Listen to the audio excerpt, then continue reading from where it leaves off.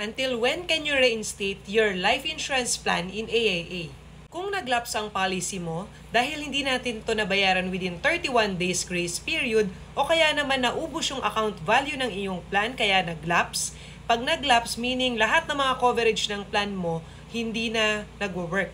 So terminated na ito, hindi ka na covered ng life insurance, accident, yung savings mo doon na ubos na.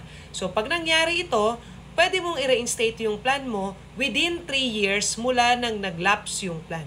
Kunyari, naglaps yung plan mo nung December 2020 at the height of pandemic kasi due to source of income, limited na siya. So, mas inuna mo muna yung payables sa mga bills and mga basic needs. So, nangyari doon, meron lang tayong up to 3 years mula date of lapsation para ma-reinstate yung plan. So, kung December 2020 naglaps, December 2023, pwedeng ma-reinstate. So, kung ngayon ka mag-a-apply 2024 na, hindi na pwede siyang ma-reinstate.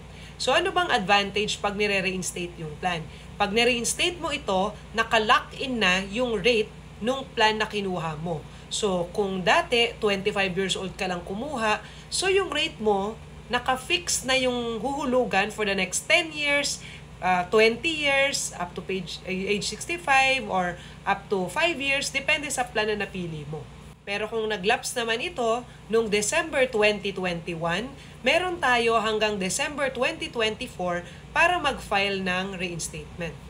Kung lagpas 3 years na at hindi mo pa na-reinstate yung plan mo, don't worry, let's start all over again. Pag kaya mo nang maghulog ng plan mo, kaya mo nang kumuha dahil meron ka ng extra funds for that, nakaka-recover ka na financially, so kuha ka na ng bagong life insurance policy.